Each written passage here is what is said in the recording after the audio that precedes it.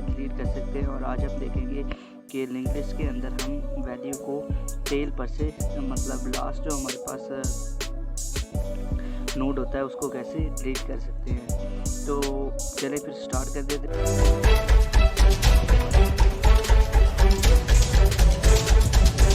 सबसे पहले ये जो हमारा हमें जाना पड़ेगा फर्स्ट नोड से एंड तक, तो उसके लिए मैं एक टेम्परेरी वेरिएबल का यूज़ करूँगा टेम्प का, जो तब तक चलता रहेगा जब तक कि उसको ये हमारे पास इसका नेक्स्ट मतलब सेकंड लास्ट नोड तक वो नहीं पहुँचे। जब वो सेकंड लास्ट नोड पर पहुँचेगा तो मैं ये कह दूँगा कि ये कंडीशन लगा दूँगा कि जो सेकंड लास्ट नोड है उसका नेक्स्ट जो है वो नल है। तो इस तरीके से वो नोड हमारे पास इसका डाटा लास्ट नोड का डाटा एक मैं टेम्परेरी वेरिएबल में स्टोर करवा दूँगा, वहाँ से इसको मैं डिलीट कर दूँगा और यहाँ पर इसके लास्ट में मैं नल को स्टोर कर दूँगा। बेसिकली कहने का मकसद ये है कि मैं यहाँ से लेके यहाँ तक अगर मुझे डिलीट करना है ना ये वाला तो यहाँ तक लाऊंगा। यहाँ पर मैं कंडीशन लगा दूंगा कि टेम्प, ये जो टेम्प है, टेम्प मतलब स्टार्ट से ट्राइवर्सिंग इसने स्टार्ट की थी फर्स्ट एलिमेंट पर, फिर सेकंड एलिमेंट पर, फिर थर्ड पे। जब वो थर्ड पे पहुँच जाए तो फिर वो क्या करे कि ये कंडीशन लगाई है कि टेम्प, अब टेम्प यहाँ पे टेम्प का नेक्स्ट उसका जो अगला है वो नल है। ये तब तक लूप चलता रहेगा जब तक मतलब वो इस पोजीशन पर नहीं पहुंच जाता। और जब इस पोजीशन पर वो पहुंच जाएगा तो मैं ये करूँगा कि इसका वैल्यू, इसकी जो नेक्स्ट वैल्यू होगी उसको एक टेम्परेरी वेरिएबल में स्टोर कर दूँगा और उसको डिलीट कर दूँगा। और यहाँ पर इसके डाटा के इसके सेकंड ये जो पार्ट होगा नेक्स्ट वाला, यहाँ पर मैं नल को स्टोर कर दूँगा तो थर्ड मेरा एलिमेंट भी डिलीट हो जाएगा। तो चलिए इसको फिर डेव पर समझ लेते हैं। तो यहाँ पर मैंने एक फंक्शन बना दिया है डेल टेल, मतलब डिलीट कर दे डाटा टेल का। इससे पहले हम प्रीवियसली जो हम लिंक लिस्ट में डाटा एंटर कैसे करते हैं, स्टार्ट में कैसे एंटर कर सकते हैं, एक नोड दरमियान में कैसे कर सकते हैं, लास्ट पे कैसे कर सकते हैं, इन चीज़ों को भी देखा हुआ है। जिनके प्रोग्राम के जो लिंक हैं वो मैं डिस्क्रिप्शन में दे दूँगा। इसकी प्लेलिस्ट को एक्सेस कर दीजिएगा, उसका लिंक मैं नीचे दे दूँगा और वहाँ से ये सब डाटा आपको मिल जाएगा। तो यहाँ पर अब डिलीट लास्ट नोड मुझे कैसे करना है, तो एक लिंक लिस्ट डैशबोर्ड बनी हुई है जहाँ पर मैंने बनाई हुई है। उसमें जो लास्ट नोड है यहाँ पर ये आई थिंक सो कंपाइल हुआ पड़ा है। जो लास्ट नोड है 40, ये मुझे करना है डिलीट। तो ये मैं कैसे करूँगा, तो सबसे पहले मैं एक कंडीशन लगा देता हूँ कि हेड अगर नल है कि अभी तक वैल्यू ही कोई नहीं डाली गई, या फिर अगर वैल्यू है तो हेड का जो हमारे पास नेक्स्ट है वो इज इक्वल है नल के। यानी कि यहाँ पर दो कंडीशन लगा दी, पहले कि अभी तक कोई वैल्यू ही नहीं है, दूसरी ये कि वैल्यू तो है लेकिन उसका जो नेक्स्ट वाला पार्ट है, नोड का जो वैल्यू वाला पार्ट है वहाँ तो वैल्यू है लेकिन जो नोड का नेक्स्ट वाला पार्ट है वो नल है। तो क्या करें कि हेड को इक्वल कर दे नल के, कि बेसिकली वो ये कर दे कि अगर कोई वैल्यू नहीं है तो तब भी वो कुछ नहीं कर सकता। अगर हमारे पास उसका नेक्स्ट वो जो एक नोड का नेक्स्ट वाला पार्ट है वो नल है तो तब भी उसको हेड को उड़ाना पड़ेगा, तो इंसर्शन टेल से हो जाएगी।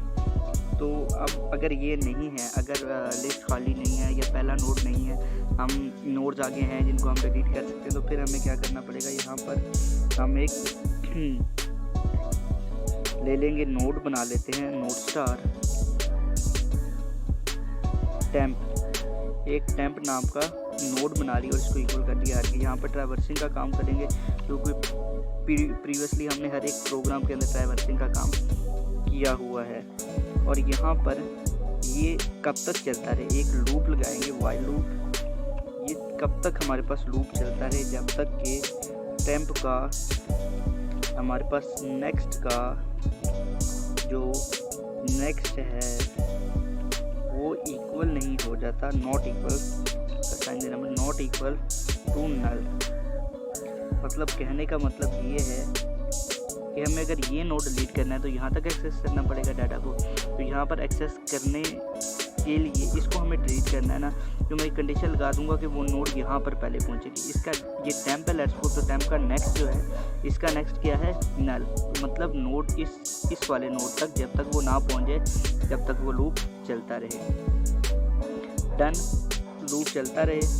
और फिर वो क्या करता रहे, एक यहाँ पर टेम्प जो है हमारे पास उसको आगे भी बढ़ाना है। एक बार लूप चलने के बाद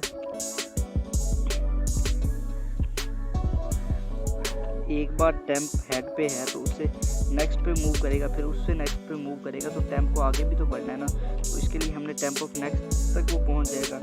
उसके बाद एक नोड बना लेते हैं, यहाँ पर एक न्यू नोड बना देते हैं, टेम्प 2 से एक न्यू नोड बना ली। अब हम नेक्स्ट यहाँ तक तो एक्सेस कर लिया। अब यहाँ पर एक नोड बनाएंगे जिसमें स्टोर करेंगे इसका डाटा, ये जो अगला नोड है इसका डाटा स्टोर करेंगे,